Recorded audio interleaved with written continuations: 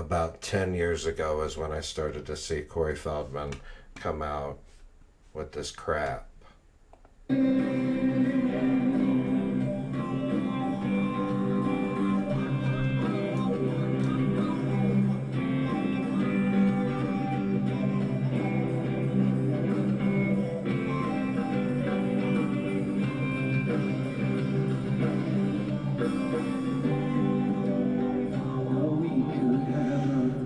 The first thing that comes to mind is dystopian society. I don't know if that you guys understand my meaning on that, but the world has just become this picturesque ignorance of just pure vision. But forget about whatever this guy's trying to do. But I kind of feel a little bit unfair throwing this out to you guys because that almost sounded like a song.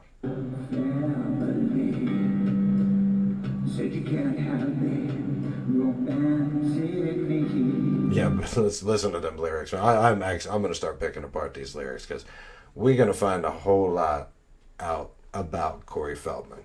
So before I embellish a little further, today, not tomorrow, not next week. Let's Today show some ads for YouTube. You there you go. Hey guys, to support Kamala Harris, do what you got to do now. The truth is, time is running out. I am absolutely ready for a female president.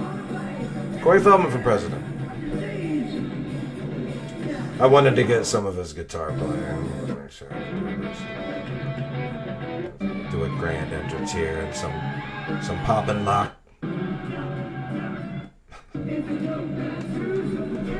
So I've been a guitar player for 30 years, and I just wanted you all to see this. So his bass pick there, he does not know how to strum a guitar. I'm sure he'd argue with you. Bar chords, that's not a bar chord. He's doing it wrong, alright? If he's got his E string tuned down, he might be able to pull that off, but I can almost guarantee he don't. Get that whammy bar going. And he was trying to get some feedback.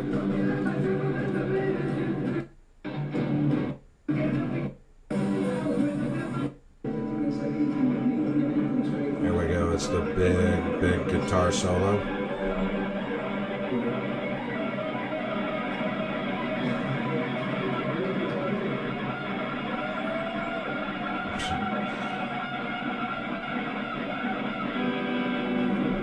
So you get that feedback by jamming it, and that's what he was going for. You could see that a minute ago, but he didn't get it.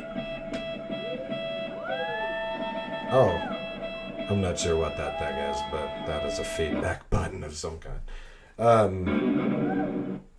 Yeah, Corey Feldman, guys. Go ahead and get on and check that out. It is YouTube gold. Absolute YouTube gold. Post it, whatever you want. I am not hating on the guy. I'm not hating on the guy. Though it might seem like I'm hating on the guy.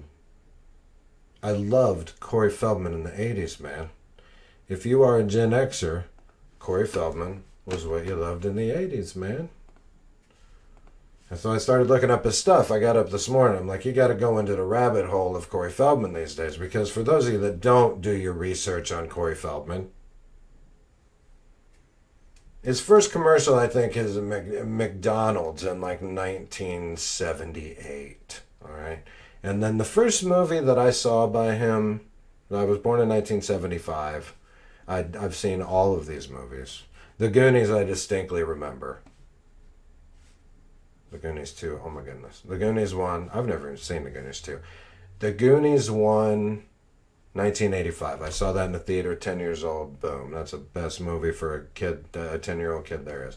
By the time you get up to when he was a teenager, you get License to Drive, which right around, when I was going to get my driver's license, I'm very close to that.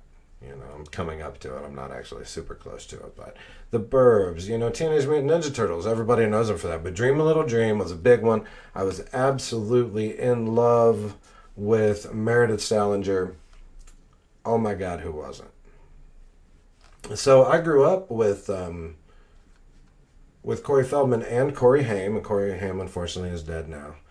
Um, Shows like Dream a Little Dream, they used to pair up, and they just did great together. You know, they were not theater actors; they were Hollywood pop actors.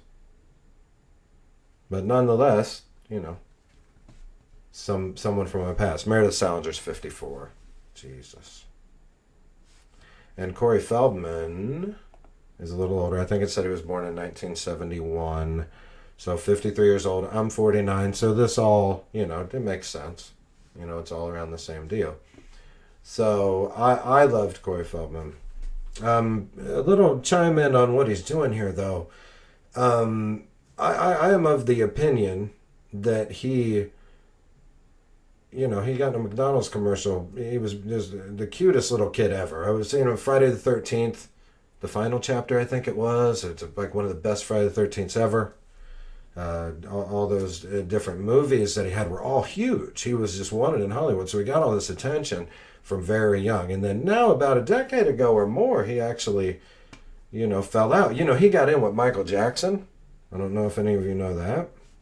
Him and Michael Jackson used to hang out. When he does this Michael Jackson dancing that he does, that is all about, I think Michael Jackson actually taught him that. So he fell out of Hollywood favor and fan favor and pop favor, and he now he's attention starved. And the thing, I don't want to say attention starved. I mean, he's not used to not having the attention. I'm not trying to say that Corey Feldman has a problem at all. He's doing what he's doing. He's living his dream. God, I would probably do this too. Now I'm a musician, and it makes a little bit of a difference. But you know, it's not money, because Corey Feldman probably goes home to $200 million. This ain't no skin off his teeth as far as money. But what Corey Feldman doesn't have is somebody to tell him either A, not to do this, to B, streamline it, work on it, make it art. Because, I mean, art is always a stretch, and you could call this art. But, you know, hey, guys, this is art. Look at what I'm doing here. You know, when I move my fingers like this is art. But he made a classic blunder, in my opinion. And it's from the outside looking in, it's easy to say, because I'm not these people. Axl Rose comes to mind, Corey Feldman. So let's say Axl Rose and Robert Plant from Led Zeppelin. Axl Rose totally destroyed his career. Screwed up being a legend.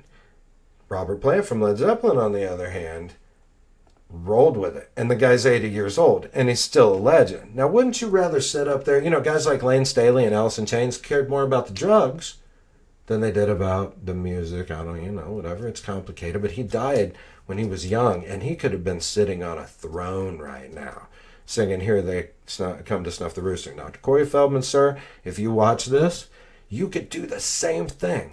You could make them watch these movies some more. You could go out and you could find the integrity in plugging your old stuff, man. You know, like, not so much plugging your old stuff, but that's the thing. Corey Feldman doesn't need money. So that's why we're running into this right now.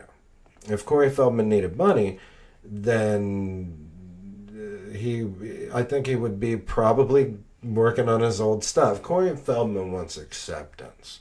Corey Feldman doesn't want the fans' acceptance. This is easy for him. He wants a friend's acceptance. Can you imagine what the people are like around him? So it's something to think about. You know, there's no amount of money that'll make him think that he's doing something different than being an absolute star here. So I don't know. Maybe he's not overly happy. I don't know. I would talk to him. Corey Feldman, I would love to talk to you. If you happen to catch this video, dude, you know, drop me a line. Let's talk about it. I care about you. I care about you very much. I think what you've given this world is priceless. And you should give it some more.